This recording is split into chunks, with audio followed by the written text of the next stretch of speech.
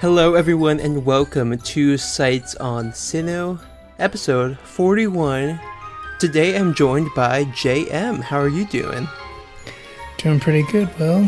Thanks for having me yet again. Of course, I just had to have you back on after that Aura Guardian episode, as we actually get to something a bit closer to a real Aura Guardian here. And just to preempt this, I'm super excited about this episode. There's a lot here just from knowing the anime moving forward that's super interesting. Okay. And I'm trying so hard not to spoil a lot of it, but I'm gonna ask a lot of questions for little details. So just so you're ready. Okay, I am ready. I just rewatched them right before this just to make sure I caught as much as I could. So.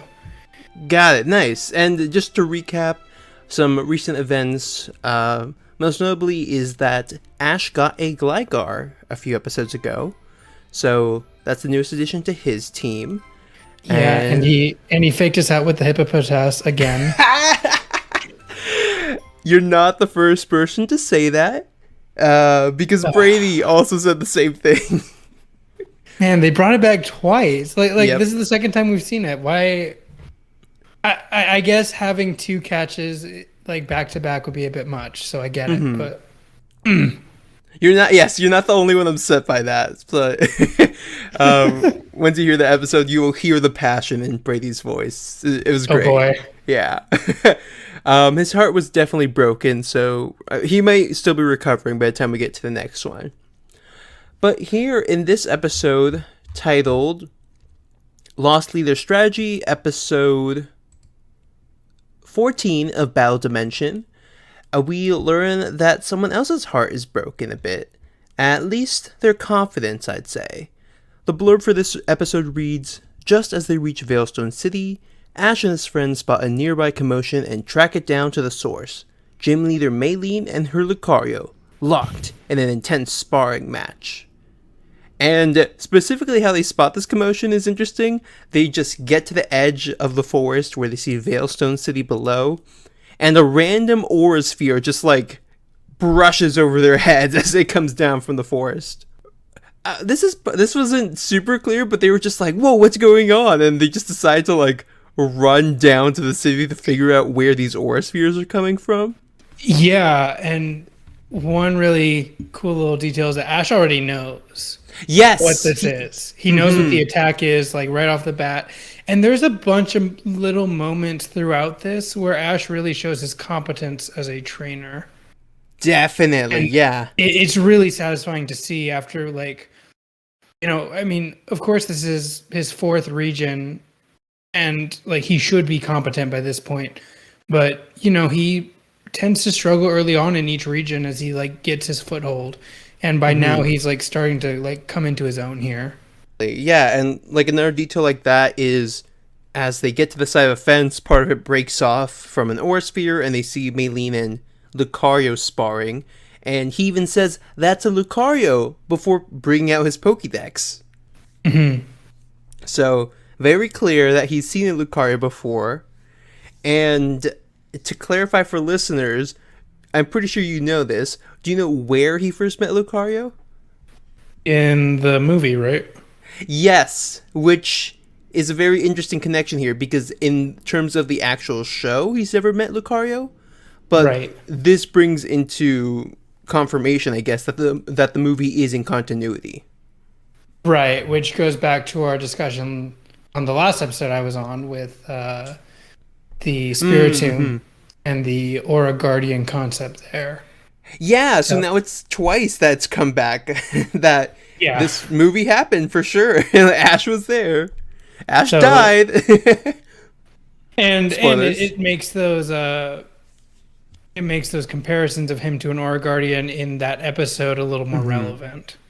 Right, it's not just a random one-off. There was something that led up to this that's oh, we're not just acknowledging that Aura Guardian power, we're acknowledging the fact that he now knows what Lucario is, and this is where it comes into play here. As they're fighting, it looks like Lucario is getting a bit intense with Maylene, and their sparring matches, and they decide to come on in as Electabuzz, out of nowhere, just zaps the fence next to them, which pisses off Pikachu and Piplup. Yeah, they're not happy, and I think to the viewer, it's pretty clear whose Electabuzz this is. It has that like smug little grin on its face. Yeah. And it just starts fighting with them, and Maylene and Lucario even get distracted by this, and she's like, Lucario, let's help out. And of course, how you help out is by shooting an Aura Spear right at them. At like 120% power, just yes, straight up destroying them. And she even says, I think we went a little overboard there, Lucario. And he's like, I'm not having it. Yeah, he's really fed up today. Not having a good time. Yeah, Lucario comes off a bit of a jerk, not gonna lie. For sure. And soon a new person with purple hair comes up, who Maylene addresses as Reggie, and he's like trying to figure out what the commotion is. There's Electabuzz who starts trying to sneak off, and Reggie's like, I see what you're doing there, buddy. Like, you can't get away from me. And he tries to act innocent. And even this is when he actually brings up that, like, hey, this Electabuzz seems familiar. Oh, and he even says it looks like Paul's. Yeah, exactly. So I guess this is just their moment where they're trying to address what's happening. So to their in their favor, like, they just started fighting, so I guess there wasn't time to identify whose Electabuzz this was. Right. And here, Reggie, before Ash can, like, confirm his suspicion, says, oh, he looks at Pikachu, and it's like, this must be the Pikachu that knows Volt Tackle. Right. I think this is one of the more interesting lines of dialogue in the episode. Because Paul's not the type to talk about anything. Like, it took so much during the tag battle arc to, like, get the Chimchar explanation out of him. And it's very clear that he's told Reggie about this Pikachu. Yeah. Was this something that surprised you then? I don't know if it's surprising. It just seems like they're trying to dig back into that depth that they lost with the tag battle arc. Oh, okay. What about the discovery here that, as Reggie confirms, he's the older brother of Paul? That's not too surprising. I can see that. Like, cool. He has family. Like, we'd established that his family was from Veilstone. So, like, everything lines up there. I'm not too shocked to hear that he has an older brother.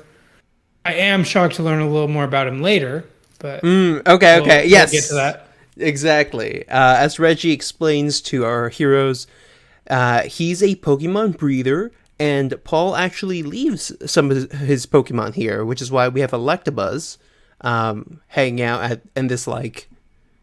Okay, this is the part that's ambiguous. Is this like a ranch or something that Paul's brother owns? I think so. Okay. It's not clear, like you said. It's also weird because he said, I believe he used the word all. It might be wrong, but I'm pretty sure he said, like, Paul left all his Pokemon here. Oh, okay. Which was interesting because the only one we saw was Electabuzz. Right. There's like a random Shinx and a Cherubi, which I don't think are Paul's. Right. Not ones that Paul would be carrying around alongside his, like, Torterra and his Electabuzz. So, unclear whether he actually left his whole team there or not. I think he means all his Pokemon, like, when he rotates them through, or when he catches more than 6. That was the implication I got from it. Right, that could be true. But again, we only see the one. So. Right. Yeah, so it's still pretty ambiguous at that point. And Ash explains, yeah, I'm that guy that he talked about, and I'm here to challenge the Veilstone gym. And he's like, oh, cool, then you're here to challenge Maylene. And he, like, I forget the line exactly, but he kind of does a subtle burn of Maylene having lost to Paul in that battle. which Yeah, dismays her a bit. this whole exchange about Maylene is kind of awkward Mm-hmm. because he's like, "Oh, you're here to challenge her," and then Ash is like, "Who is she?" And then he's like, "That's Maylene, the gym leader." And it's like, "She's right there. Just introduce yourself." Right. Like, why are you talking about her in front of her? Right. It was just kind of awkward. And yeah, Maylene's still clearly upset over this loss when he mentions it. Students from her academy show up and they're like, "Hey, we need you back," but she's still upset. She's only been the gym leader for 6 months, and she's thinking of quitting. Lucario still tries to Lucario's, I don't know, he's weird this episode character wise, but he's supposedly trying to get Maylene's fiery spirit back with another aura sphere to the face, but she easily blocks it. And then runs off, telling them to leave her alone. Well, she runs off, but there is that flashback right before she Oh, runs yes. off. Mm-hmm. And this gives us this, I guess, makes it a Paul episode. Because this gives us the background on why Maylene is so dismayed. And it actually shows us clips from the battle. Right. And honestly, Paul is just like the player character in any of the games, just running in with 2 Pokemon with 1 or 2 super effective moves and completely wrecking the gym leader. So I don't know why she's that shocked, because it happens all the time. Yeah, at least in the games, but in the anime it seems like gym leaders are a bit more versatile and competent. Yeah, agreed. But here it's pretty much a wipe. Yeah, I mean, we see Honchkrow knock out her first 2 Pokemon, and then we see Magmar destroy Lucario using the Fire Steel advantage.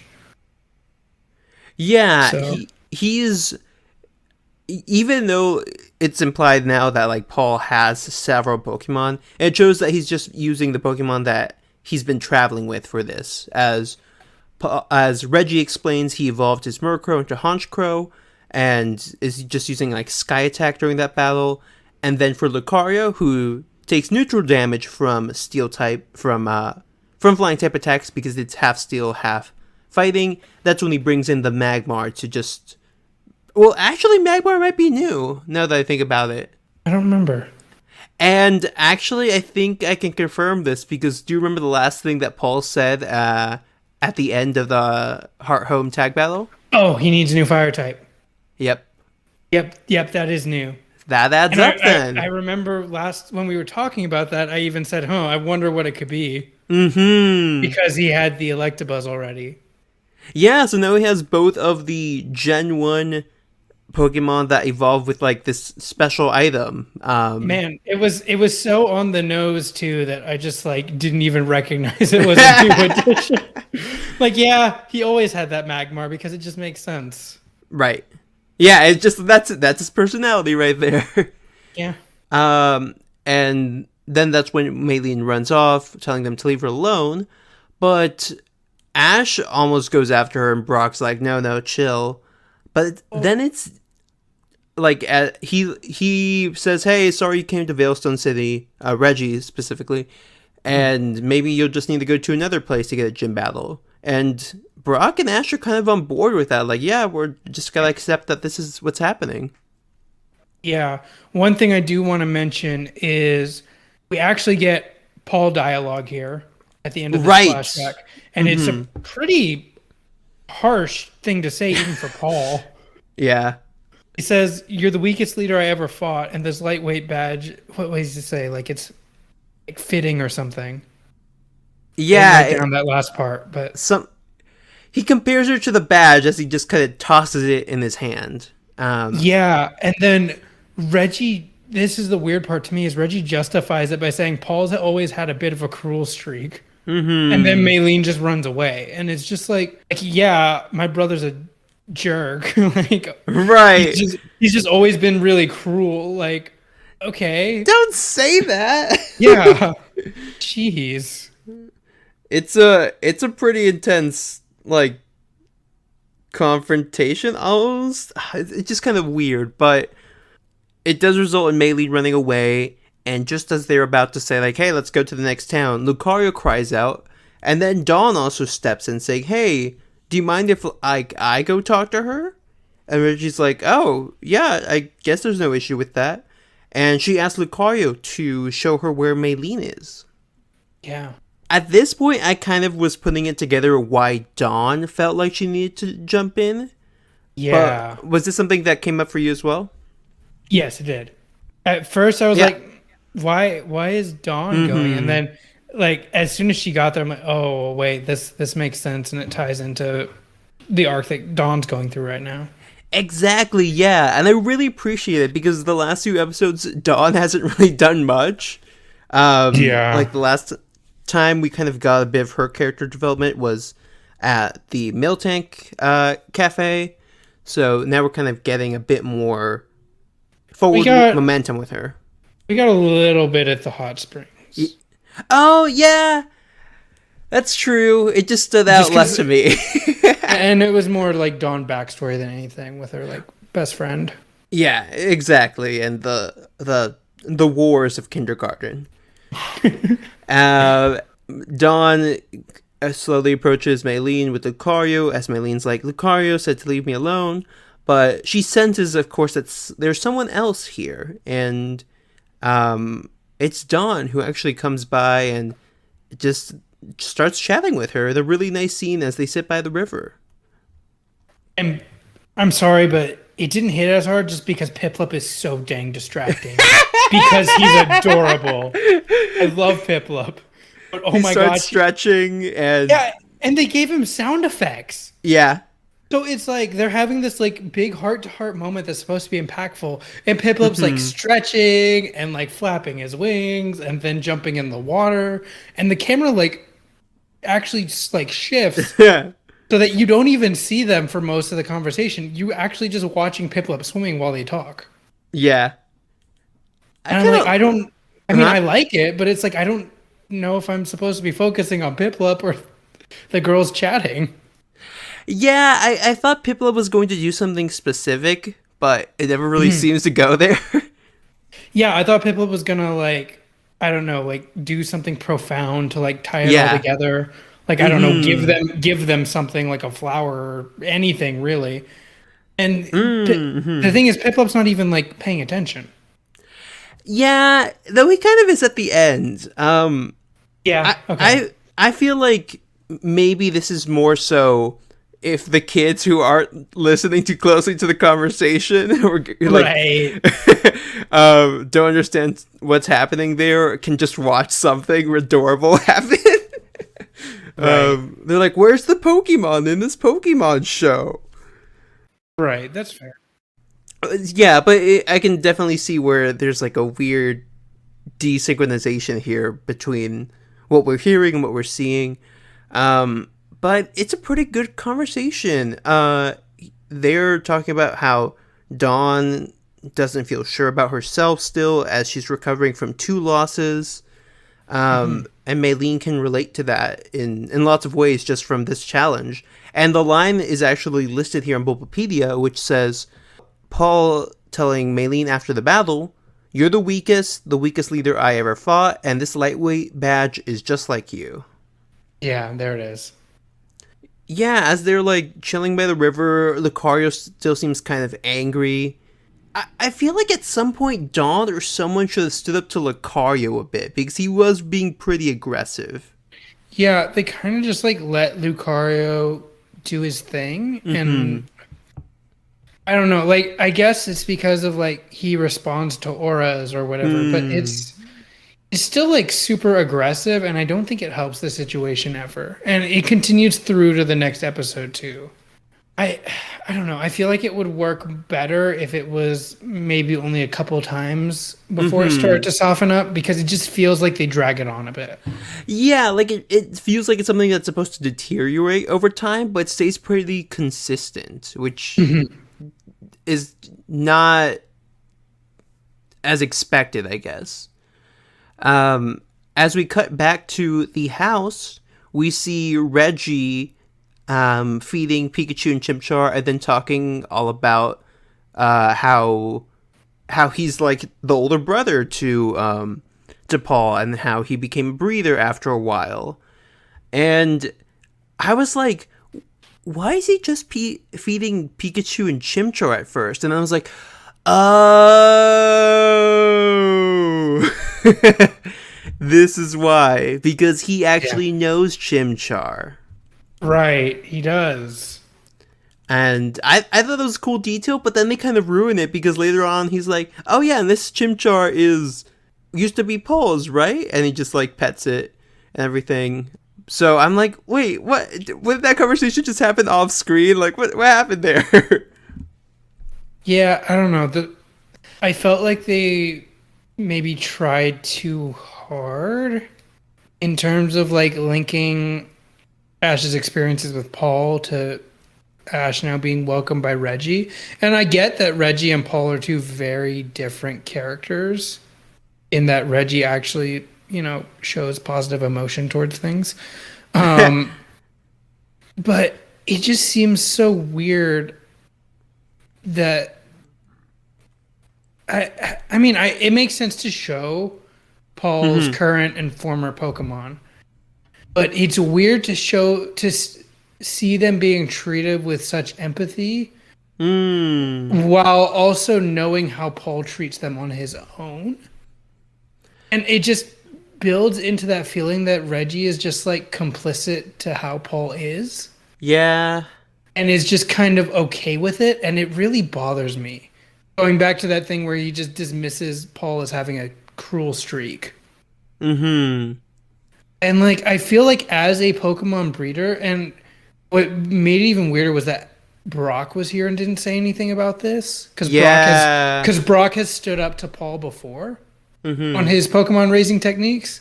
Right. But he never said anything to Reggie about, like, maybe you should talk to Paul about how he's raising his Pokemon.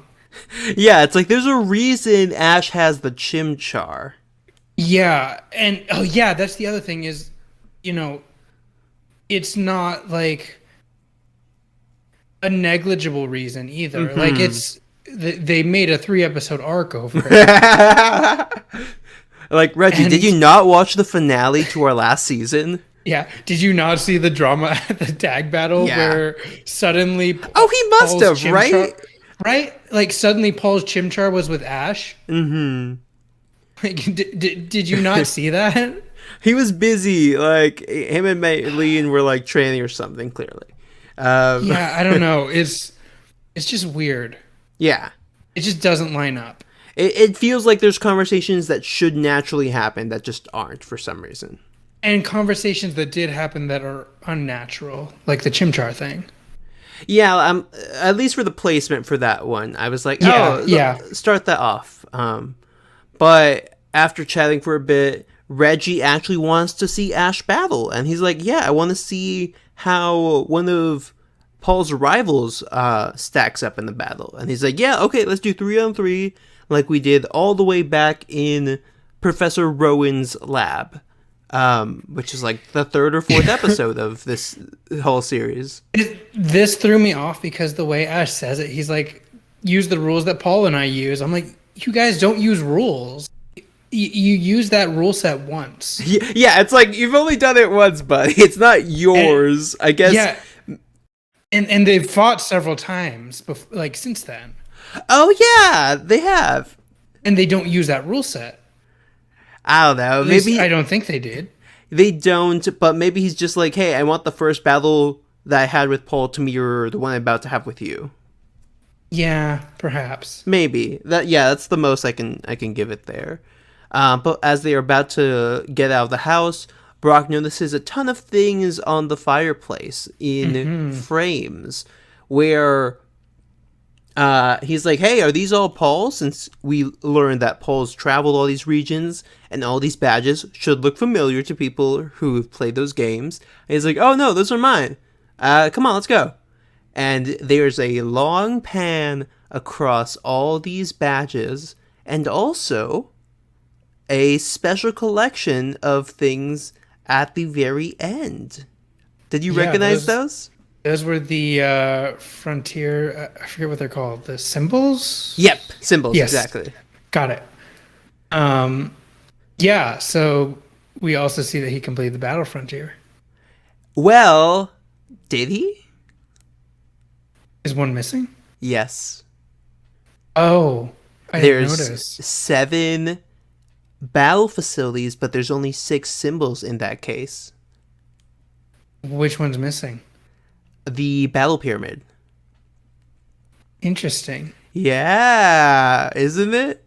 We'll get to that later, though. So that's just one of those small details that is definitely hard to miss because there's 6 and they're like perfectly aligned. So like, if someone Yeah. doesn't know, they're like, "Oh, is there supposed to be more?" Like, no, that's it. You can just Yeah, and, fluff and it. they're next to like all these other sets of 8, Right. where it's probably the most missable like set of badge type things for anyone watching the show, because I guarantee fewer than 50% of people who played.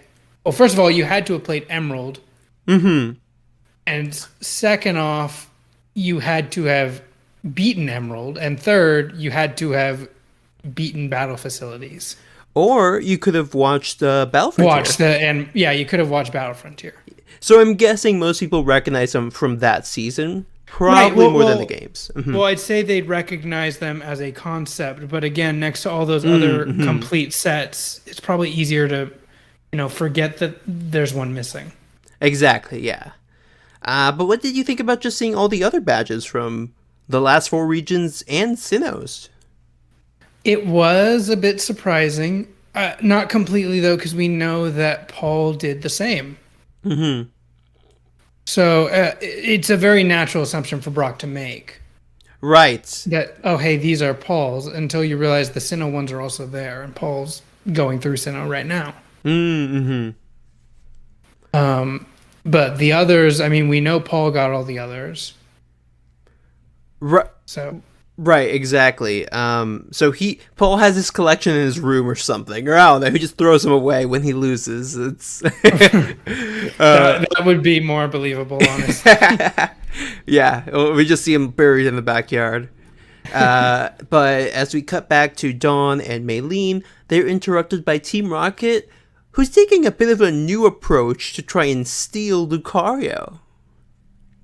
Yeah, well, it's not that new. They did it once before. Oh yeah, Bacharisu, is that who you were thinking of? I think so. I want to say there was another one where they offered.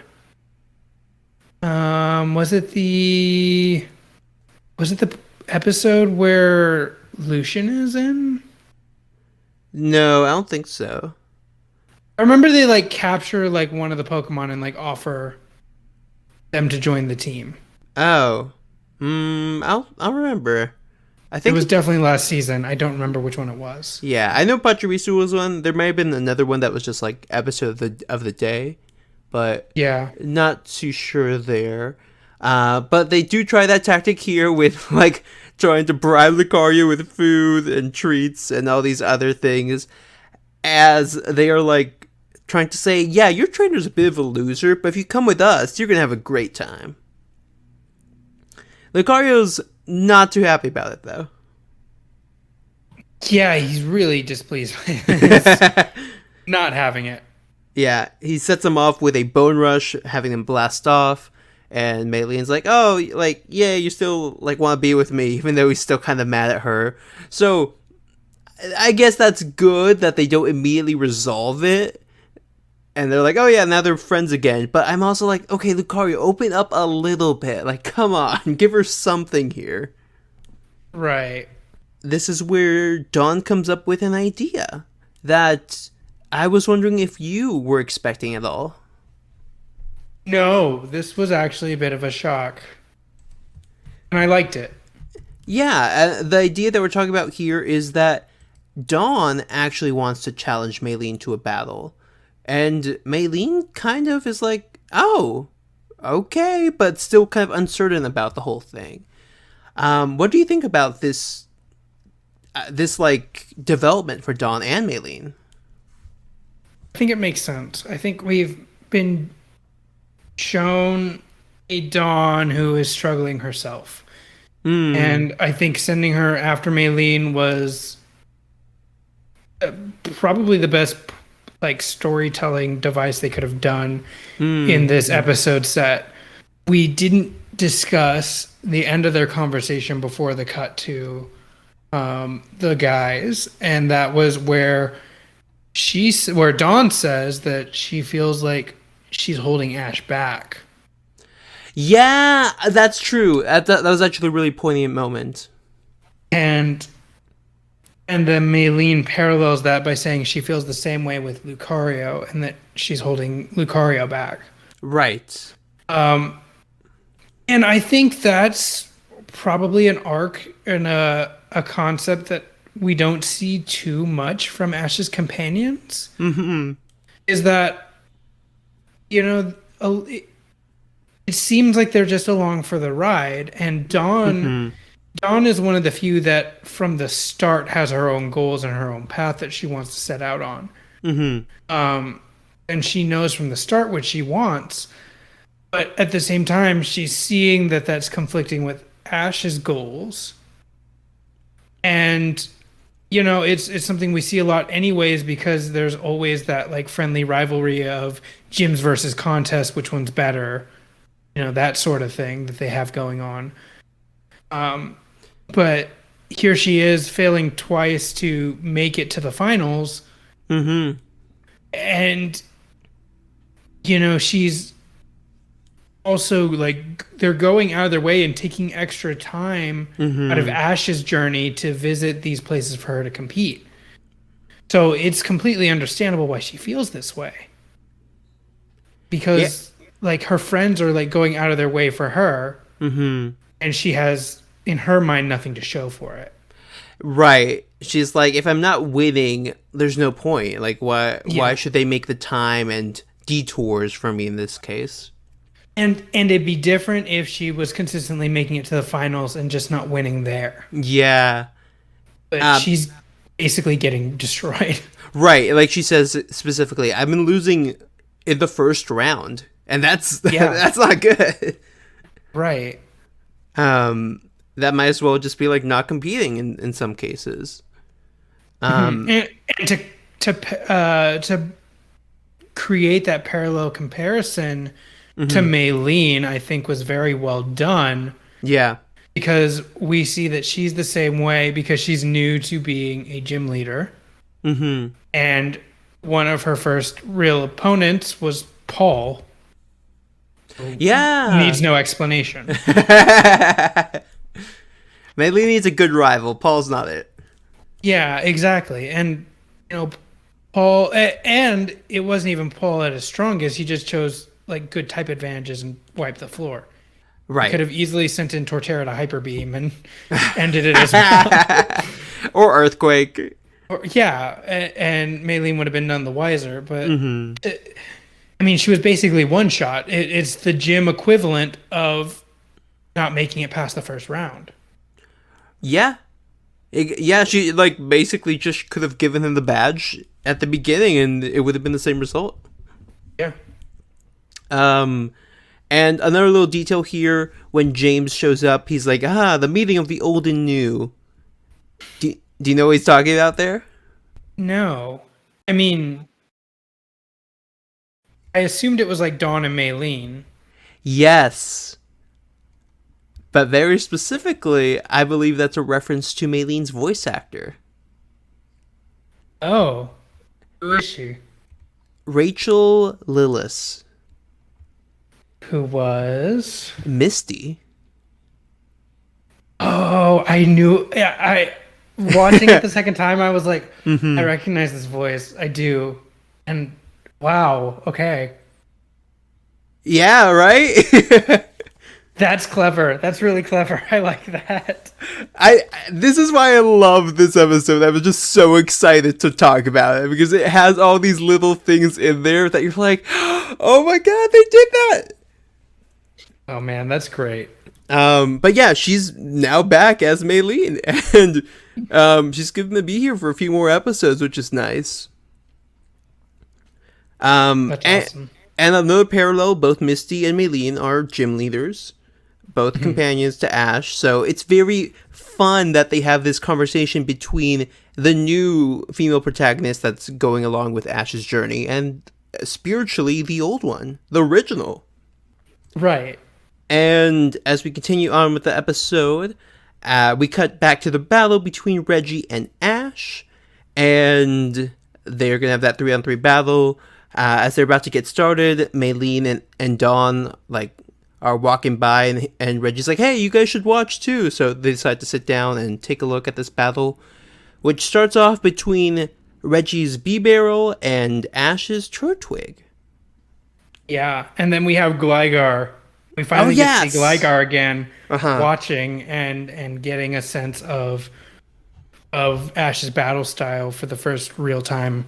And I really like that Ash is so consistent in doing this, that he sends out his other Pokemon to watch the battles. Yeah, he gets the importance of just observation. Yeah, and he did this with Chimchar. Mm-hmm. I want to say he's done it with the others as well. But most notably Chimchar with the tag battles. Exactly, yeah. At first I was like, are you going to use Gligar for the battle? I'm like, you just got this thing. Can't even fly. Yeah, it just crashes. Which is the running gag with Gligar. But yeah, he has just Chimchar and Gligar watching from the sides. And Pikachu, of course. As he brings out Turtwig to use, I believe, Energy Ball to start. Yes, yeah, he opens with an Energy Ball. And it's cool to see that pay off too. Mm-hmm. Because we've been dealing with, since the episode with Kenny, with Turtwig trying to learn Energy Ball, and now we see this massive one that yeah. Wow. Incredible. And it's pretty big, looks pretty strong, but Reggie's able to counter it with a Super Fang, and we get a cool angle from within B-Barrel's mouth of it just chomping it down. Yeah. So Reggie's not soft himself. He's he knows how to counter some of these big attacks that Ash likes to use. And in this moment of surprise is when he uses Secret Power. Mm-hmm. And I was like, oh, yay! They bring it back, because the first time we see this is with Happiny. Oh, yeah. It uses it in various situations in that episode. But you know the tragic part? Happiny will never use Secret Power for the rest of the series. Really? Yeah. And I'm like, why introduce it? Was it literally just for this other battle? Right. That is weird. I mean, it gives Brock the background to commentate on it, but right. Aside from that, usually they make a big deal when they learn new moves. Mm-hmm. In particular, with Brock's Sudowoodo learning Mimic. I mean, of course, that's an evolution move, but it still consistently uses Mimic throughout the series, either correctly or incorrectly. But we still see those being used. Right. So, it's a weird thing. Maybe they just decided that they didn't want it to be too much like Togepi's Deus Ex Machina metronome. Fair. Which I'm like, yeah, that's fair. Go with the little plot of Happiny having its super strength, basically. But B-Barrel's pretty effective in using Secret Power here, which puts Turtwig to sleep in a very interesting way. Because Secret Power relies on the environment to have a chance of having some different effects. Usually it's damage and then a 30% chance of a status condition. And in this case, with the grassy field that they're battling on, it is sleep. Interesting. Yeah, it's not a very common move. I don't think it's even in Gen 8 anymore. But I always thought this was kind of neat if used correctly. I always just knew it as the move to make secret bases. It's literally the only reason I ever had it on any Pokemon. I never used it in battle. Yeah, it's fair, because it's very much where's your battle taking place? That you have to figure that out first before you even put this move on the Pokemon. It's about as viable as using Burmy. For the exact same reasons. Yeah, exactly. Here, B-Barrel takes advantage of the sleep to charge in with Takedown, which is noted to be a powerful move. and Ash plays some hacks as Turtwig wakes up after one turn. Jeez. Yeah, and I think it goes in for just like Razor Leaf. Wakes up. Yeah, it dodges the Super Fang and then uses Razor Leaf. Yes, and Ash is. I don't know if Ash knows Bibarel's water type, but that seems to be the implication here. Right. Why it's trying to use these grass type moves on the Bibarel here. He should know. We met and had a Dex entry with the Bibarel Yes. recently. At the bridge with Isabel. Oh boy, that feels like so long ago now. Right. And Isabel continues. So it knows takedown. It knows Super Fang, Secret Power. What was the last move that Bibarel has? Ice Beam. Ice Beam. Yes. So after the Razor Leaf, Turtwig uses Energy Ball. Right. And then Bibarel uses Ice Beam. And Turtwig is able to dodge that by just jumping right into the air and charge up more of its energy ball before hitting a like direct hit on Bibarel, which I thought was a nice little touch. Right. And this gives Turtwig the win, so it happily comes back to Ash and bites him on the arm. It's so cute. I love Turtwig so much. Yeah, I was gonna say, this is how you said turtles show affection IRL, right? Yeah, they like to bite at things. So, I mean, they don't have like hands or anything, obviously. So, usually that's how they really interact with their environment. So, but yeah, they do just bite at things when they're curious or happy or whatever. So, nice. Okay. And here Dawn comments to Maylene, hey, they've been training really hard on that move, and they've like just been going at it, and they finally got down that energy ball. And this kind of pumps up Maylene a bit, as she knows that Lucario's been doing some training as well, even while she's still trying to get past her just like down mood with the loss that she had against Paul. And Lucario notes that she's clenching her fists again, like she's ready to fight, and it cheers him up a little bit. Yeah. Shows that, we're making a little bit of progress at least. Yeah, and I'm like, thank you. Like, this line that Dawn says about Turtwig has actual meaning, because we've consistently seen this be the case for like the last 5 episodes. Yeah. We've seen that progress, and I'm glad they're embracing that sort of continuity between episodes. Right. It's the little things about this series like that, and like usually the introductions of Pokemon after the episode that they're caught in, where they like take some time to adjust to the team. Like, things like that show that it's not just a episode of the day. We kind of forgot everything else that happened before. There's still those references and continuity. Exactly. They use those opportunities, even like the small moments, to show, yeah, these Pokemon are growing, these relationships are developing. And even if we just see like the beginning and tail end of these, which is really nice. We then move on to the second battle between... Okay. Reggie brings out Swala, and I'm like, why? Why do you have this? What business does Swalot have being anything? Like, who decided that this guy who has 4 regions and six, not 7 frontier symbols under his belt should be using a Swalot? Honestly, the only reasoning is like, oh, he has purple hair. It's honestly the closest thing. Does Swalot even appear in Sinnoh? I'm not totally sure. I feel like, and I don't mean like post game. I mean like just regular Sinnoh encounter. I'll look it up, but I'm pretty sure that. I mean, not like they care about that, because they've broken that rule so many times in the series, especially early on. Right.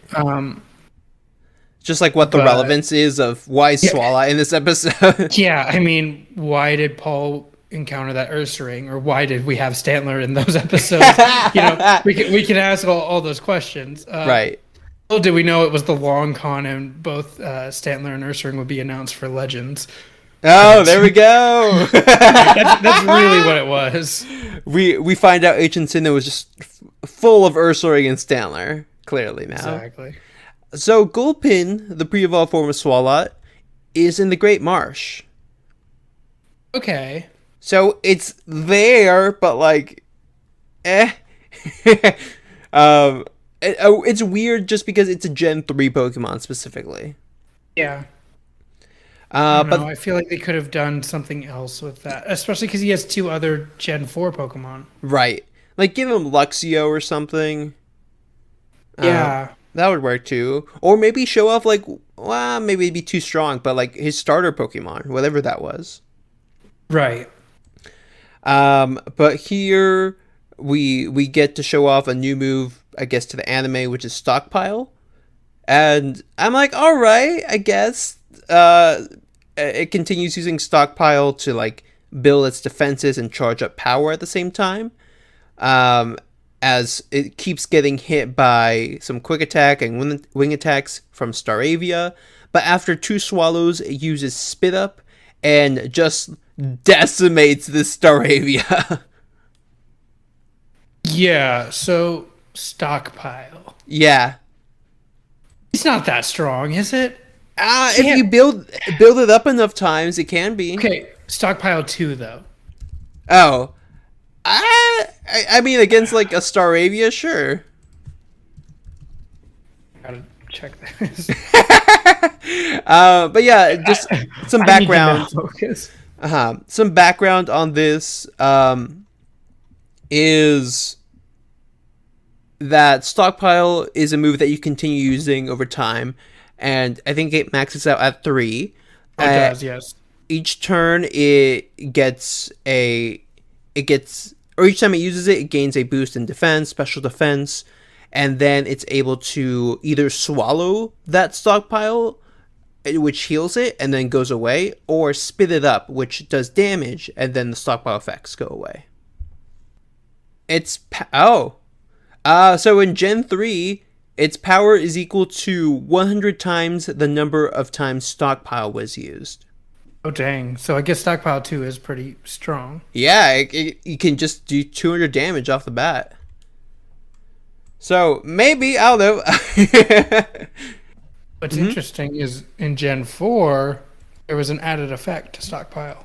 Oh, is that the special defense and regular defense, yeah. Oh, interesting. So that wasn't in Gen 3. That was something new for Gen 4. Okay. No, yeah, that was added for Gen 4, is that it raises defense and special defense by 1. Wow. So it sucked in Gen 3. Yeah, it was terrible.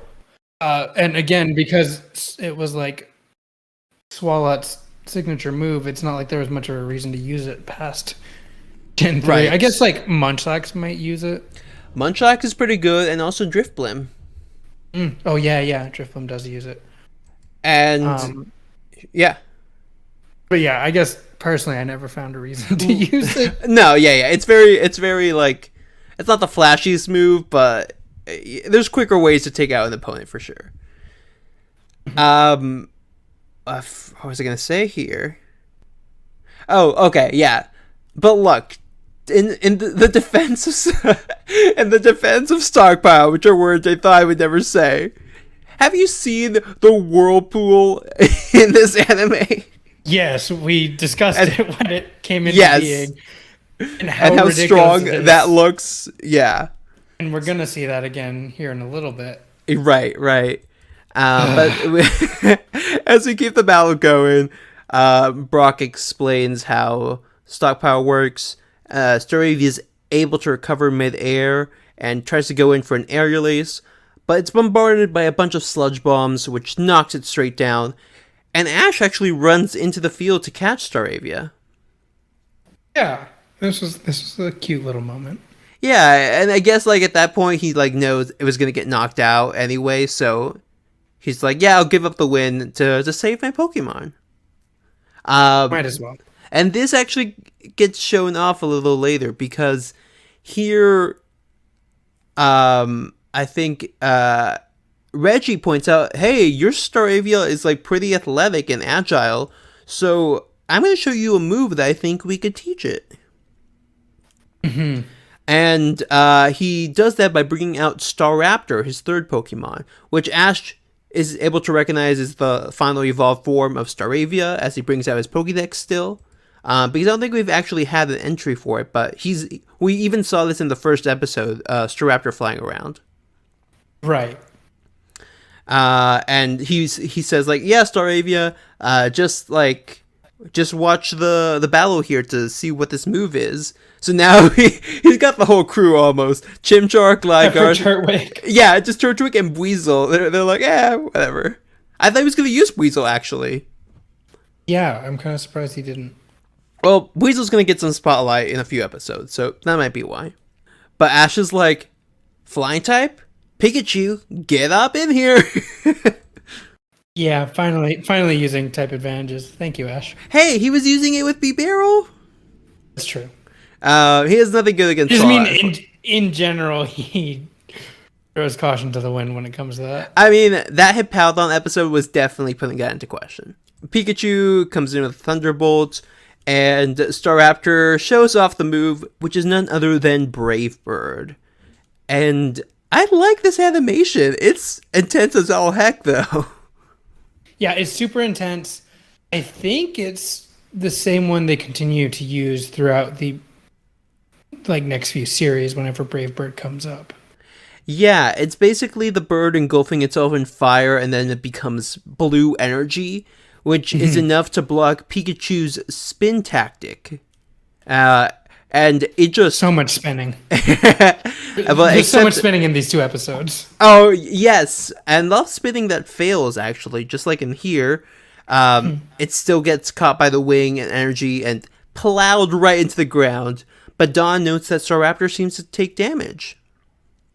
Yeah, he does notice this. At first, I thought it was static. Oh, interesting. It was like the same little shocky animation. Uh-huh. It's not. It's just the recoil from Brave Bird. Right. And it's a little blue, so I think that's the visual indicator. But yeah, but the fact that they showed Pikachu first and it had the same shocking effect on it, right, made me think that that's what it was. Yeah, it's kind of weird that they decided to give that to Pikachu, because that's typically what they show for like recoil, but Pikachu didn't do any of that in that little encounter. But we can also talk a little more about move animations not looking how you expect in the next episode. Oh, okay. There's something there. And going on with this battle, Staraptor goes in for a wing attack, and we get a cool little move from Pikachu using Iron Tail on the ground to shoot right in the air past Staraptor, which I thought looked awesome.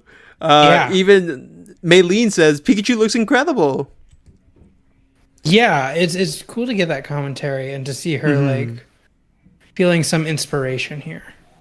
Right, she's definitely getting more pumped as we see her watch this battle.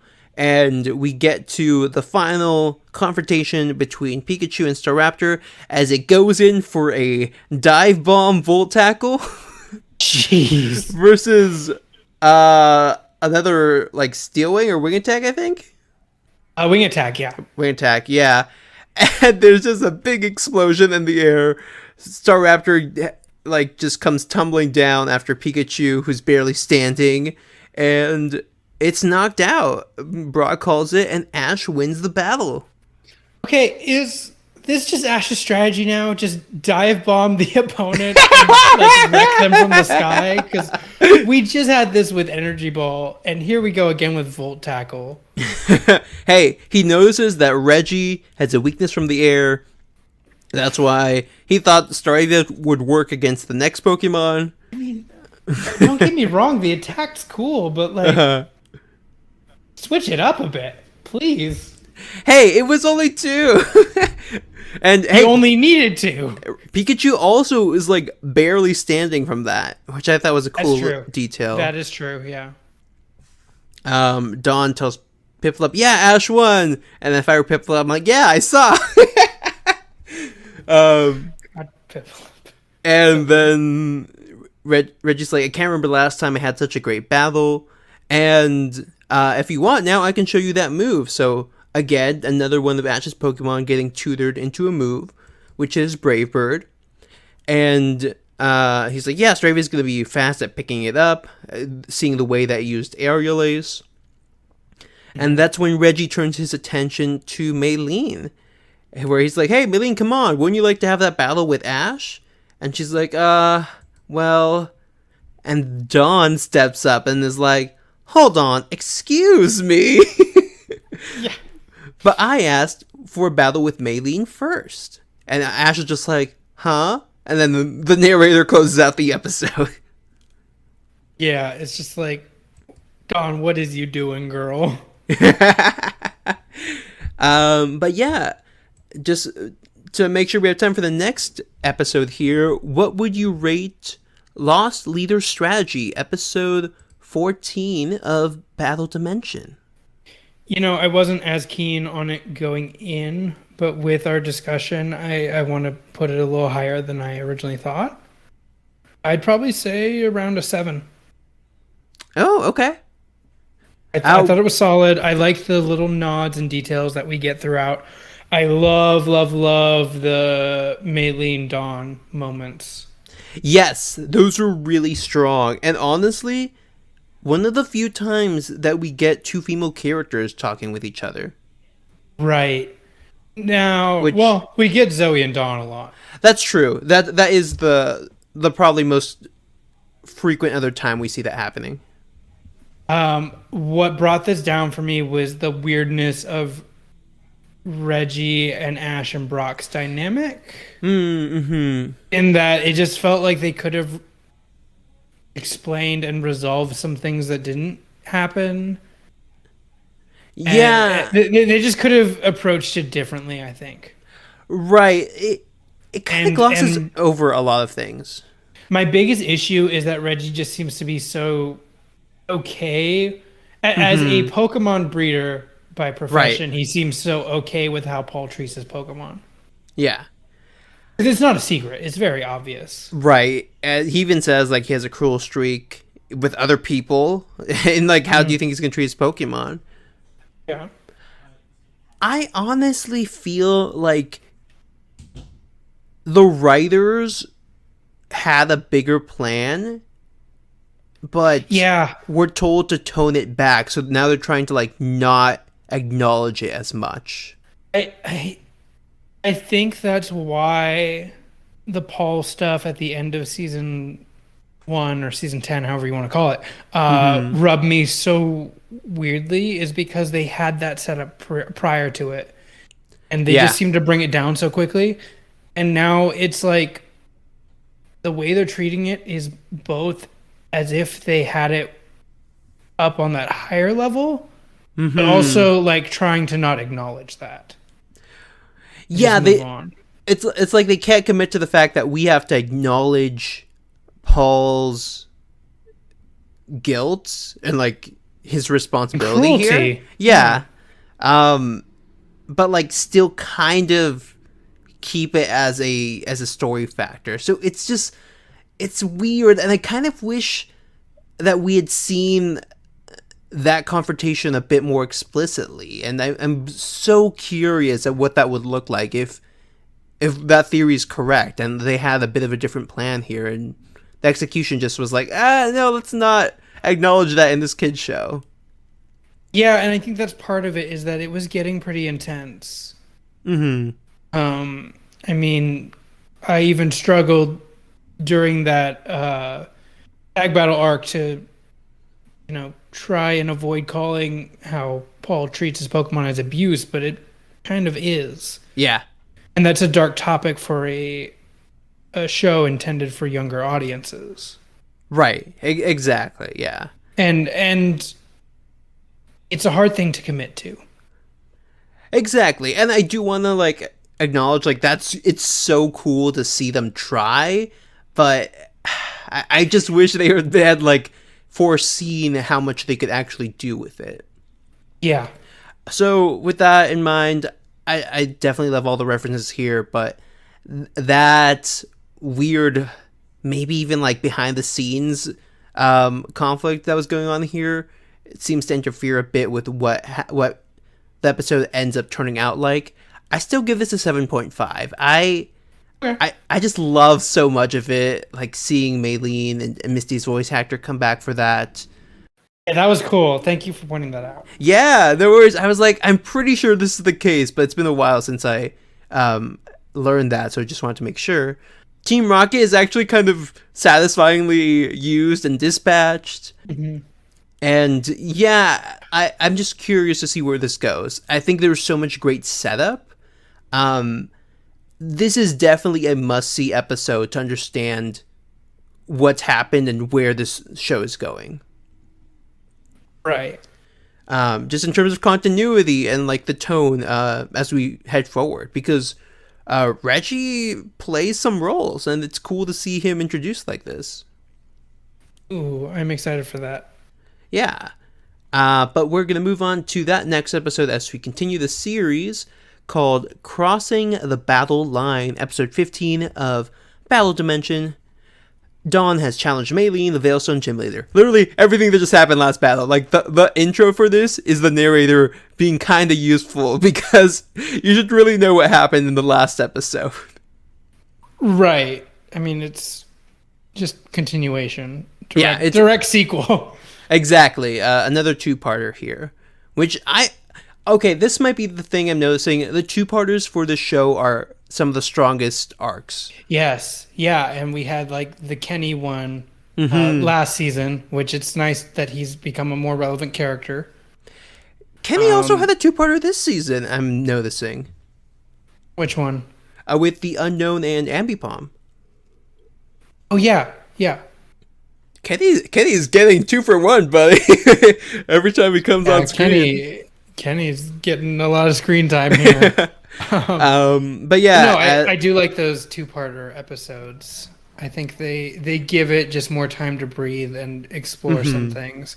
And the way this one's set up, where the first one is an Ash battle and discussing the Dawn Maylene dynamic, and then now we get a Dawn Maylene battle, and Ash gets some moments as well with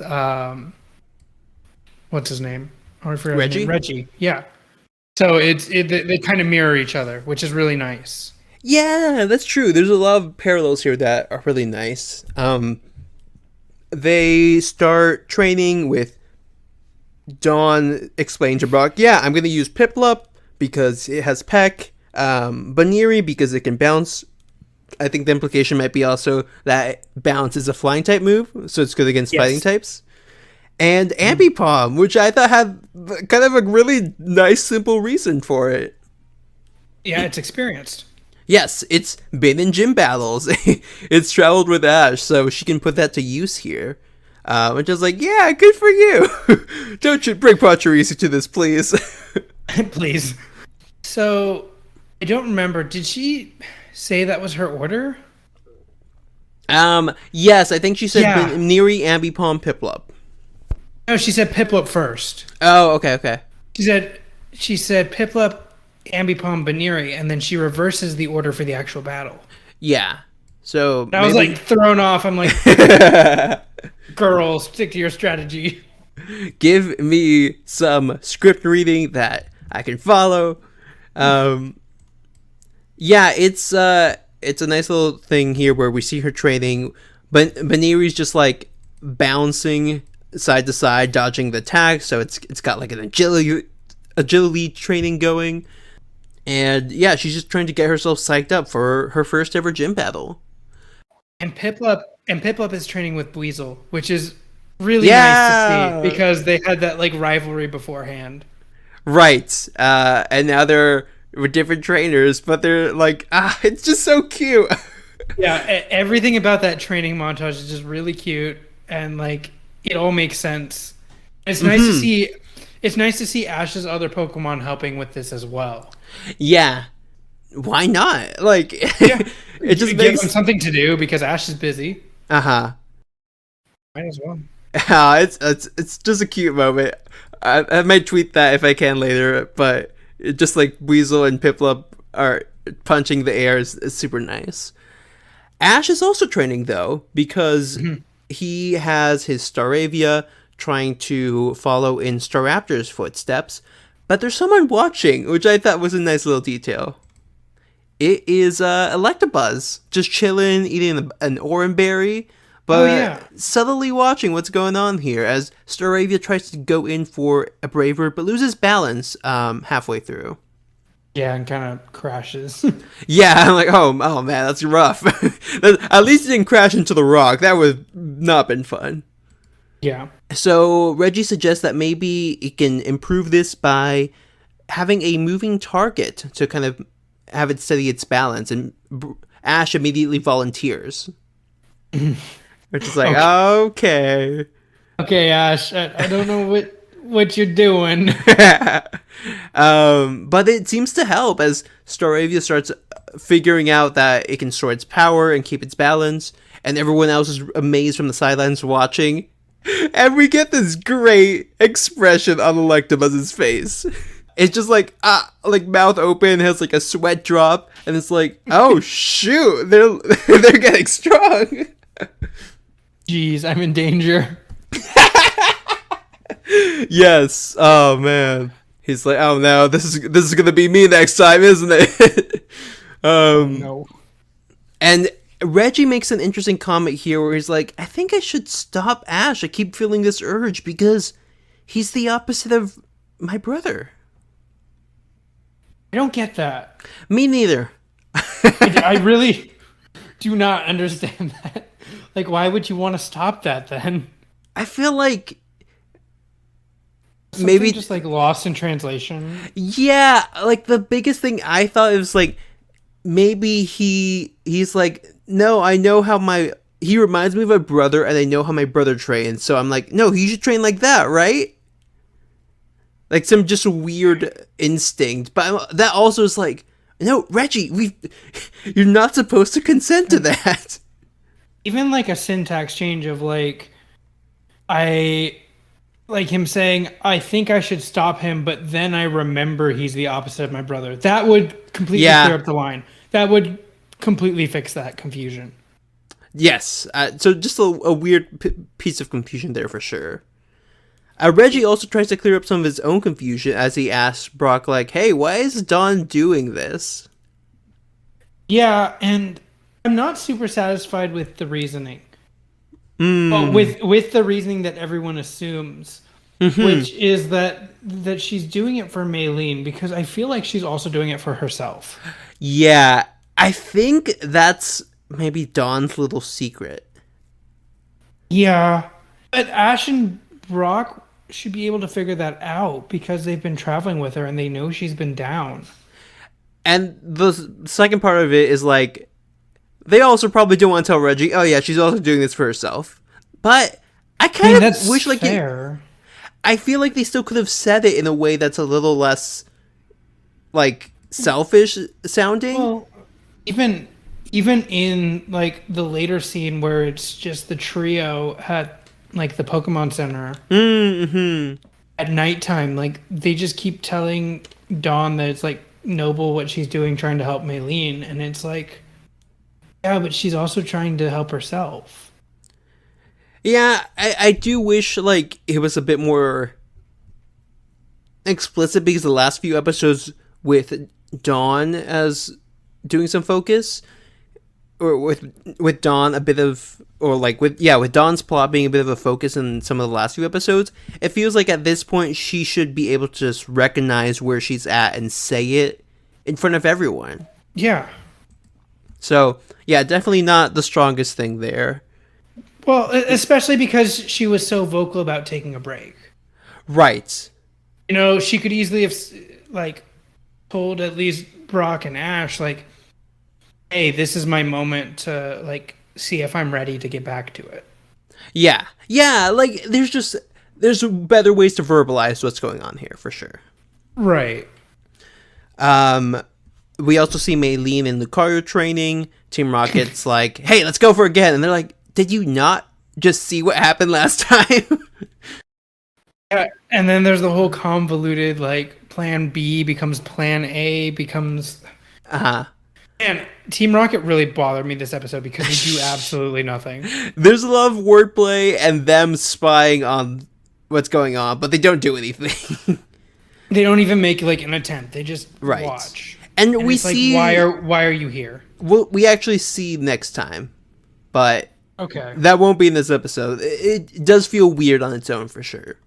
As they're chilling in the evening at the Pokemon Center, they are talking about how Dawn still has some nerves as she's preparing for tomorrow.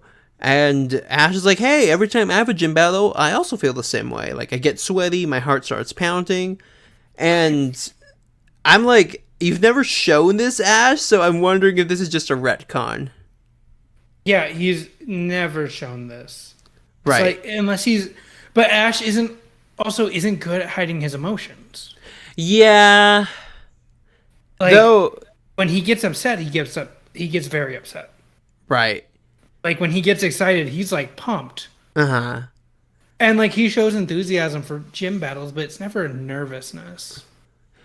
Right. It doesn't seem like it doesn't seem like it tracks the most. Right. It could be just like, hey, and when he's in the gym zone, that's where like he takes control of his emotions a bit more, especially as he does like surprise attacks or like new strategies where he can't like show his cards, I guess, too much. But I think this is a bit of a stretch still. Yeah, it just felt weird. And Ash is like, yeah, I hope this battle gets Maylene's confidence back. And Brock chimes in as he's holding Happini adorably sleeping in his arms. Yeah, I really liked what Brock said here. Mm-hmm.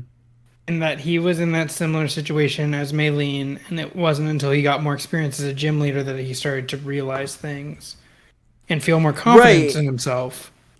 Yes, and he says a gym leader's job is to bring out the best in their Pokemon, and that when he first started, he was worried about what he was doing, but after meeting lots of trainers, he learned the most important thing of all. And he has a dramatic pause, like I just did. Is that great gym leaders are shaped by their challengers. Yeah, I really like that. It's nice, and also shows that distinction between how a gym leader might be portrayed in the games versus in the show. Right, and I think the issue with the games is we don't see a lot of the gym leaders for more than their battles.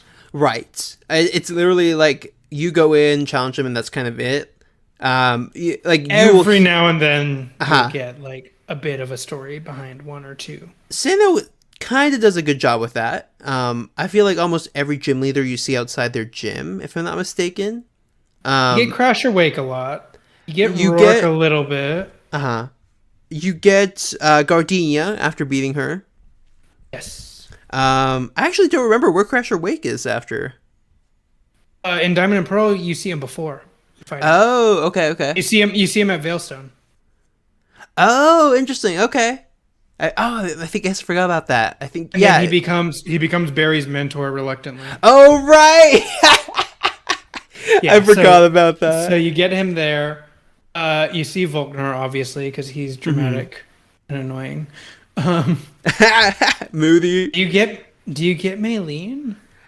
I think you do near the end. I feel like she has a relationship with Candace. Oh yeah, you do see Candace outside her gym.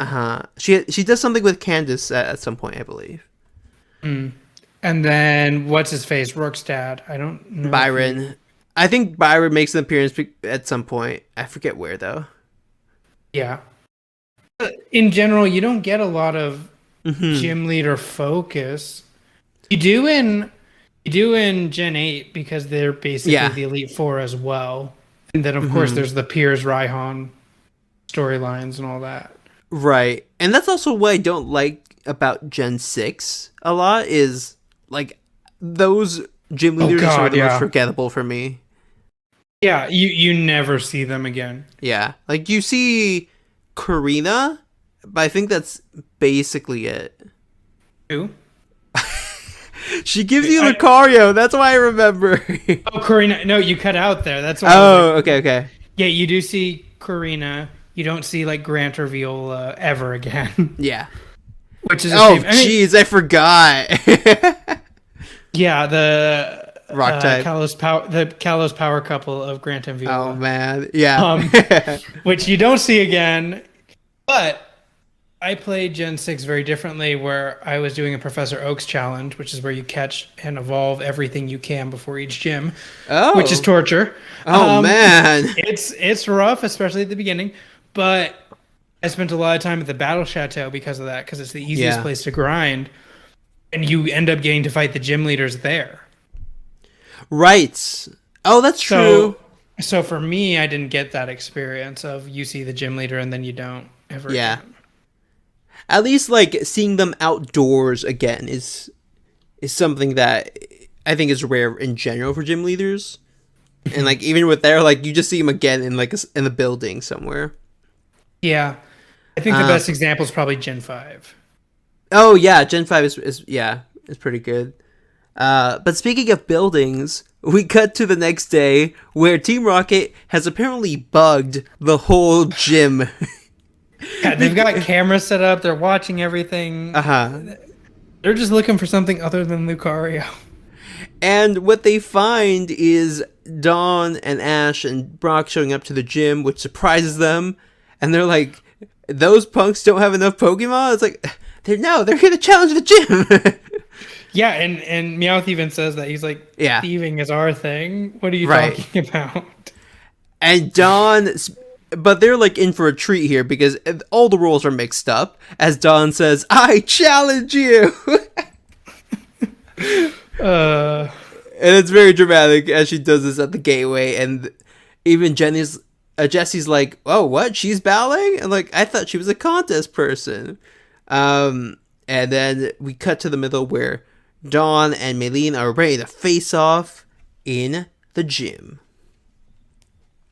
yeah, we get to that moment finally. Oh, this is a weird little detail. So Reggie and Brock both take off their shoes as they like sit on the side, but Ash keeps them on. Oh, I didn't even notice. And I'm like, why? But what? Ash, please. Yeah, I'm like, maybe if you think maybe you think it's gonna be over quick, so I'm just gonna jump over when they go battle. But Maylene and Dawn start off the battle with a Meditite from Maylene. And Dawn does a quick Pokédex scan to figure out what this is. And it says it uses meditation to increase its power, never skipping a single day of yoga training. I'm like, but what if you're in the wild? Like, how does that work? Unless you just know yoga completely and train yourself. I gotta do yoga even in the wild. Yeah. And Dawn starts kind of second guessing herself here, where Reggie points out, oh, looks like she's nervous, and Ash steps in saying, Dawn, have fun out there. And maybe show your strength as a gym leader. I like how he cheers for both. Mm-hmm. I think that's like really sweet because at this point they know Yeah, Dawn isn't meant to win. right. It's just meant to be a fun thing to get them both back into their groove and like get them out of this funk they've both been in for a little while now. Exactly, yeah. They're It's not therapy. That's what it is. It's a battle therapy. therapy. Yeah, oh, there we go, therapy battle. And she sends out Baniri, who immediately turns to Pikachu and just starts like jumping up and down, asking Pikachu basically to cheer it on, which I thought was adorable. Best love story. Yeah. Better than Twilight. Honestly. Meditite is also just there with its eyes closed, waiting to get started. And Reggie even acknowledges, yeah, Ash did the trick there. And Brock's like, yep, that's what he does. First attack goes to the challenger, Dawn, who uses Bounce. And as it goes in, this is where Meditite just... it doesn't give Baniri a chance. Yeah, so this is the move I was talking about, Detect. Oh, okay. So typically in the games, and I think in several places, it's implied that detect is being used. The Oh, standard animation is just that little eye twinkle, right. just like the little star shape next to the eye. Mm-hmm. And then there's like that like effect where it gets dark around the Pokemon's like two dark lines above and below the Pokemon. We don't Mm-hmm. see that here. We see a straight up glowing green Yeah. thing, and it really throws me off because remember in the tag battle there was a scene where a Pokemon pretty much uses detect. Not outright said, but it does that animation. Oh, And really? yeah, it does that like eye twinkle thing. And I brought it up in that episode. Okay. I was like, "Oh, is that detect?" And you were like, "I don't know." But it had the Interesting. same effect of it realized the move and moved out of the way, which is what detect is. Oh, It's okay. Zangoose? I think so. Yeah. Okay. I think, yeah, I know what you're talking about. Yeah, I kind of Yeah. prefer And that a bit more to this. yeah, and then this one is just straight up like glowing green. And I was like, Yeah. this isn't the detect I know. It would have been. It's kind of nice that it's in the games even implied it's a bit more subtle. We get another attempt from Baniri to dodge Meditite's attack here using spin meta. Does not Yeah. work though. No, it doesn't work. Gets drain punched. And it seems to just do a massive amount of damage here, which Brock acknowledges. And I'm like, oh, cool, they brought back Drain Punch at least. And you know what the cool part about that move specifically? No. That's the TM you get from this gem. Oh, that is nice. Yeah, I enjoy that they brought that. And also for Rourke, he uses Stealth Rock, and Which is that Gardenia team. uses Yeah. Grass Knot. Well, those moves are used heavily in the games as well. They try to feature Mm-hmm. the TM move. Most people don't realize because they just one shot the gym with the super effective move, and the Right. gym leader doesn't get a chance to use that move. But the point is that they have a signature move that most of their Pokemon know, Mm-hmm. and the idea is that afterwards you get that move as a TM. Okay. Yeah, it's almost like you master it and then you earn it for yourself. Yeah.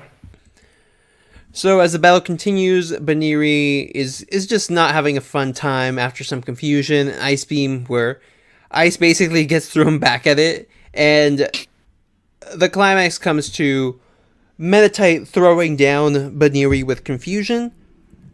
But Baniri is What? able to catch itself with its ears, which I was like, oh, okay. Yeah, what annoyed me about this was the first confusion because Meditite was frozen. Mm-hmm. It just straight up confuses uses confusion through the ice. Mm-hmm. I'm like, that's not how freezing works. It in the didn't immobilize it at games. all. Yeah. No, it still got to attack. So Meditite's hacking. I'm calling Yeah, it. just yeah, and straight up Rex Paneri. Right, but Baniri is able to recover for a second with bounce using its ears, and then goes in for another bounce against Drain Punch in a midair collision. But it's just not happening for Baniri today. I don't know. It comes down and just has its leg shaking before it collapses. So it kind of just didn't do any damage this round, basically. Yeah, I mean, Like there's if the it did ice take it, beam, uh I huh, guess. and then And I'm assuming it just got all its health back from Drain Punch. oh yeah, one So would assume that. Yeah, yeah, so I mean, I wish Baniri was a little more effective, but it's I don't also know. ice beam against. Well, Meditite's what psychic fighting. Yeah, I don't know the actual type I think it's just effectiveness. neutral actually. But Okay, because I, against pure fighting, it's weak. well, oh, it resists ice if it's pure fighting. I know the other way around is Yeah, I think the other fighting way is strong to around. ice. Right, I think ice is weak to fighting, but I don't think it's vice versa. I think it might just be neutral. Okay. Not too sure there. As that concludes. She sends out her second Pokemon, Ambipom, which you're like, oh my god, like another normal type. Like, come on, Dawn. Like, you gotta think this through a little bit. For real. As Ambipom comes out, Ash cheers it on, and it's like does a little bow in Ash's direction, which I thought was cool. It's its first gym battle without Ash. Yeah. And it starts off pretty strong using Swift to just surround this Meditite. And it's like, what? Like, Meditite just has its eyes, like, move right and left a few times as it's, like, trying to figure out what's going to happen with the Swift. Right. And then in the subtitles, which Karina has tipped me off to using, Meditite says, pained in parentheses as it starts getting hit by the Swift. Oh no. It tries to break through using Drain Punch, and then Ambipom blocks it with its tail. Yeah. And everyone is shocked. Yes. Maylene, especially, as Meditite like is now in the air vulnerable and gets smacked to the ground with a double hit, which I was like, yes! Take that, Meditite! Nice. And Ambipom wins. Yeah, Meditite is knocked out, so now they're both down one Pokemon, and Maylene says interesting, and Lucario seems to be a bit surprised as she points out, hey, you're taking on this battle like a contest. Yeah. I like that interpretation of it. Right, and like I can kind of see it more with Ambipom than Baneri, but it is nice that she's like recognizing how Dawn's subtly making that her strategy here. But Maylene's done playing. She's like, all right, Lucario, you're up. Here we go. Yeah, it's like, don't get taken in by its contest-like moves. Even Ash notices that there's something different about Lucario. Yeah. Which, again, Lucario is a very reactive Pokemon. Its mood is basically just a reflection of its trainer or the people it's encountering. Yes. So it's a pretty good visual indicator of how Maylene is feeling. Right. What's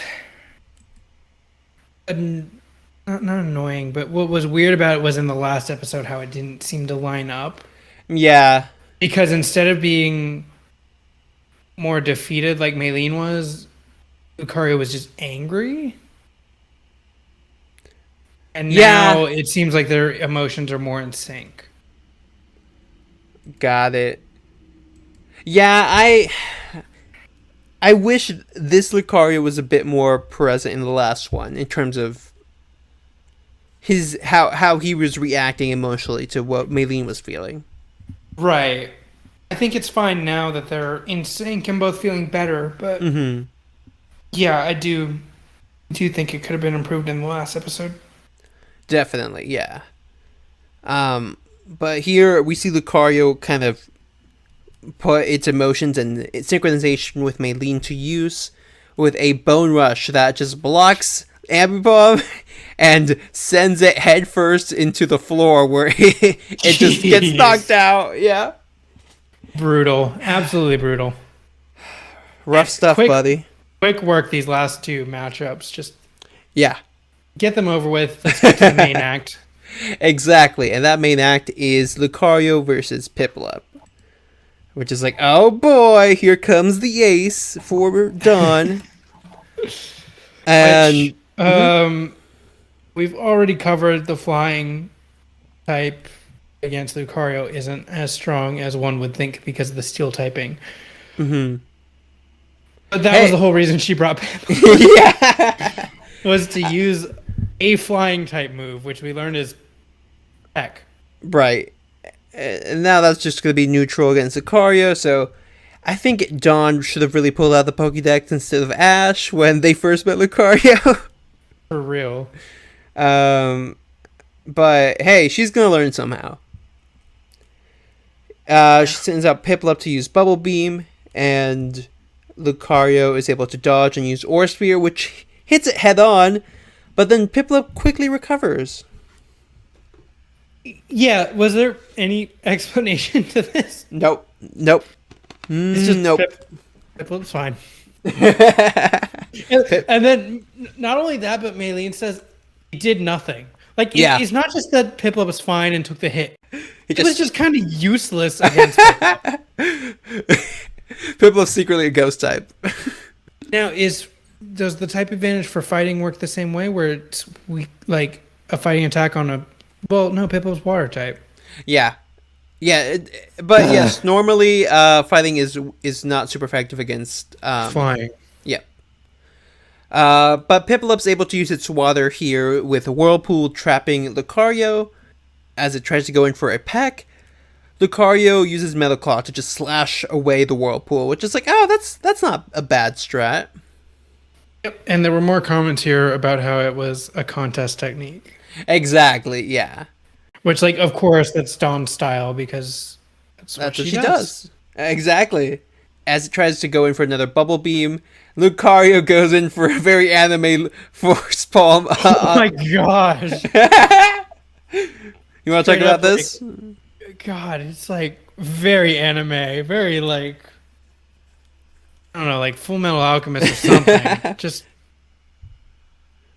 I don't even know. It's just straight up like brutal. Just grabs Piplup and just force palm to the face. Right. It like dodges through bubble beam, and then next thing you see, Piplup has a gun to its stomach, basically in the form of Lucario's palm. Yeah. And no mercy. Right. And Reggie explains, yeah, it's when it focuses on its palm and does damage that way. Yeah, and then it's like breaks through the defenses and then attacks with the force in the palm. I'm like, oh. Thanks, Reggie. Thanks. Sure. Sure. I guess. And then we get to the final move, which is, I believe, Piplup's Peck versus Aura Spear. And it just pops the Aura Spear and is able to hit Peck on Lucario. Yeah. And then another Aura Sphere. Yeah. Which Piplup then tries to use Peck after that, but Lucario's gone. And it's in the air above it because it jumped and now it's coming down for a Force Palm.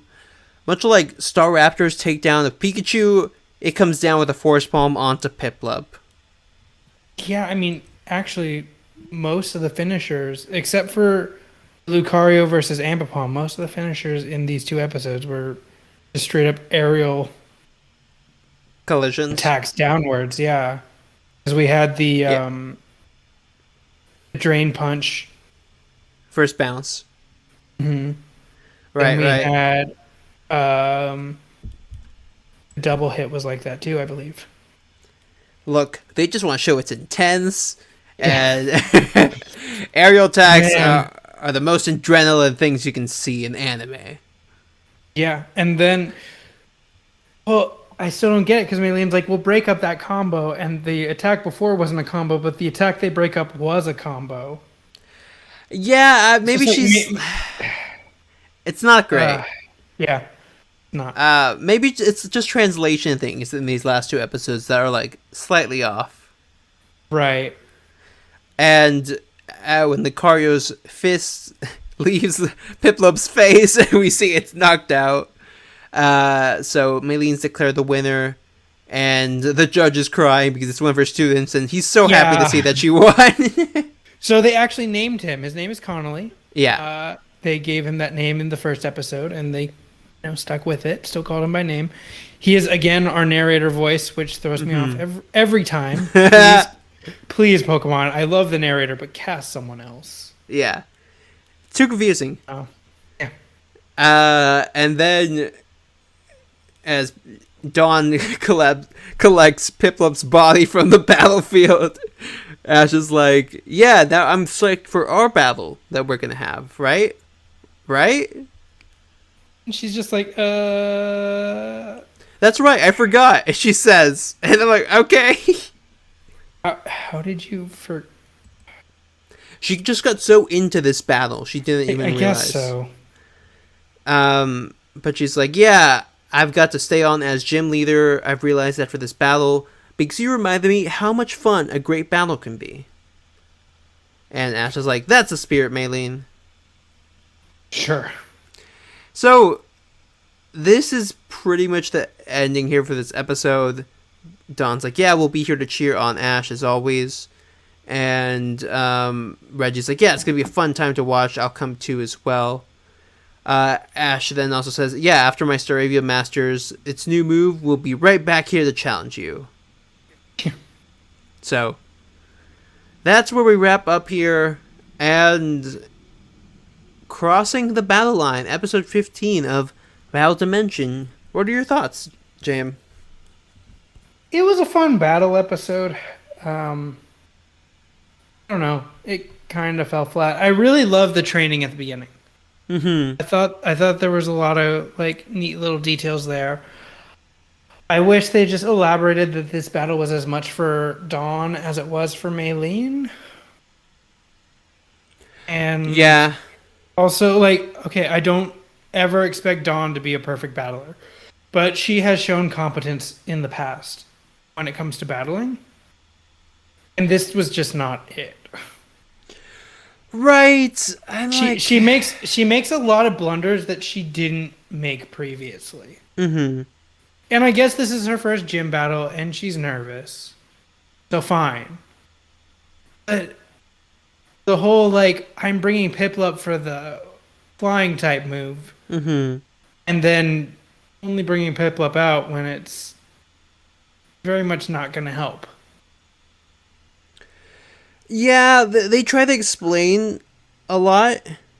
And they don't need to. And in some ways, it kind of would have been better if it was just, like, left a bit vague, actually. Yeah. I do think that they also had the issue of Maylene's team not being monotype. Right. Like, only Machoke is. So, it makes it a bit more complicated. Right. And we don't even get to Machoke. Right. But one type, that would have actually straight up been a good matchup for her. Right, and instead we get a psychic fighting and a steel fighting, which both kind of break the general approach because they're both dual types where one type is weak to the other, which creates some interesting type advantages and disadvantages. Yeah, just by nature of how the type matchups work.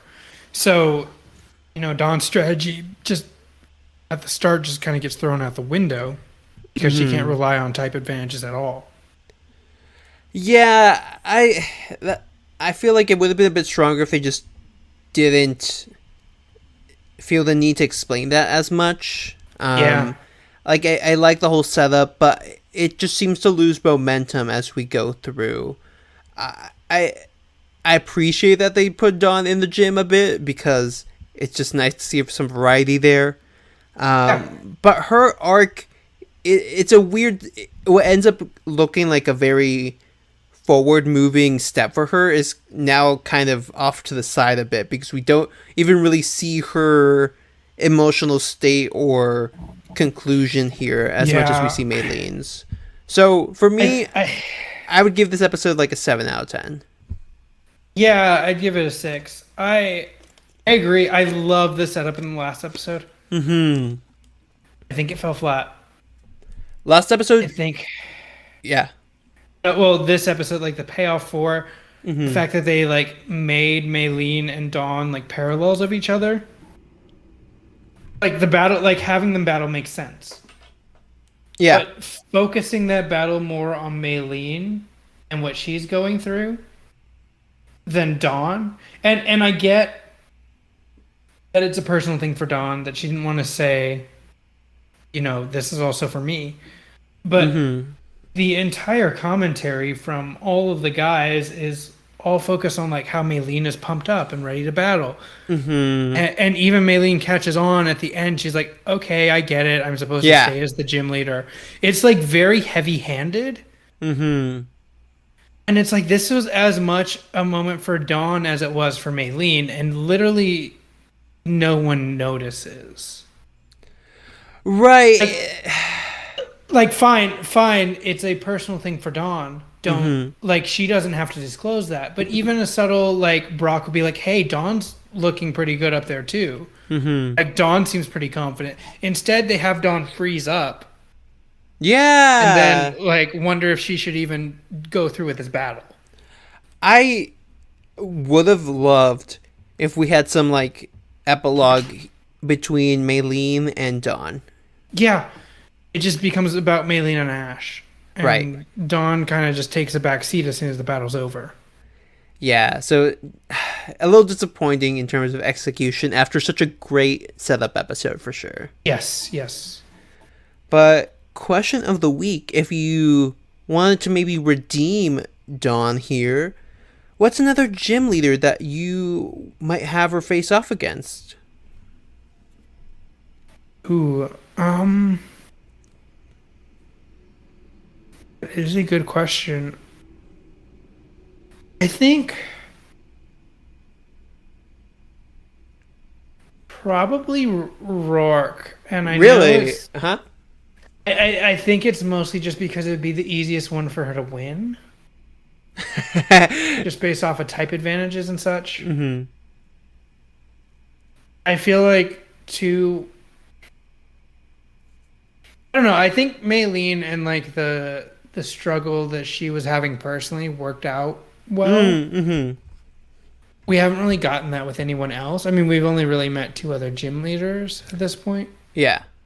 But even like the rest of the Sinnoh ones don't really have, as far as I know, a moment of like that doubt. I mean, Mm-hmm. if you wanted to go to the other extreme, you could choose Volkner. In that he's just so good that everyone bores him. But Mm-hmm. that's not fun either. I would say Fantina. Really? Yeah, because it could actually be a proper contest battle. Well, that's a good one. And so it's a combination of that gym setting, but also the contest style and technique. So I feel I'm kind of surprised that this isn't shown as a parallel more often, but like she's a coordinator, she's a master coordinator, I'm pretty sure.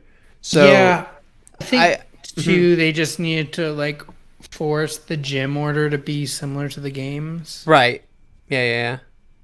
But yeah, that would be my pick for Dawn if she has a future gym battle. I But think Candace would also be good. oh yeah, that wouldn't be bad for sure. Just like a similar like age range and such. I Right. believe they make comments about how young Candace is in the games.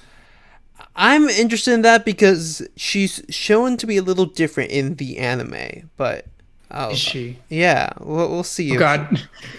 Please don't tell me they give her the Skyla treatment. Please. I don't know what the Sky treatment is, but now I don't want to. They butcher Skyla in the Sinnoh anime and make her like the Unova? worst. Yeah. They make her like insufferable. Okay, I might have seen it. I can't remember now, but I think She refuses to battle people because she just plays the battle out in her head and then determines if she would lose. What? Yeah, she Oh, just like God. she says if she would lose or not, and if she would lose, she gives them the badge. What? Yeah. She's like, okay, based on your Pokemon, I would lose. Here's the badge. Leave. Oh, I remember this now. Actually, It's terrible. It's so bad. jeez. Oh man. Well, that's something that you're looking forward to if you get past the Sinnoh anime. But if you have any thoughts on our question of the week, feel free to leave them down below in the comments. As always, if you want to watch some Pokemon anime with us, you can always go to Pokemon.com, Pokemon TV, and check all those episodes out there. JM, thank you for coming by for this episode of Sights on Sinnoh. Yeah, thanks for having me. Glad to cover the start of the Veilstone gym. Yes, we are here, and if people want to ask you about your thoughts on Skyla, where can they find you? Yeah, you can find me online, mostly on Twitter, at TurtleGuy512. And I'm on Twitter and Twitch as Will Be Teasing, sometimes editing the show, sometimes just playing some Unite or whatever game's coming out. Most definitely Brilliant Diamond Shining Pearl. Oh, yes. That's going to be a fun one, especially with this episode in mind, or this season in mind. This podcast in mind, to be fair. But we will catch you next time here. So tune on in as we see what happens at the Veilstone Gym. I've been Will. I've been JM. And we'll see you in Sinnoh. Have a good one.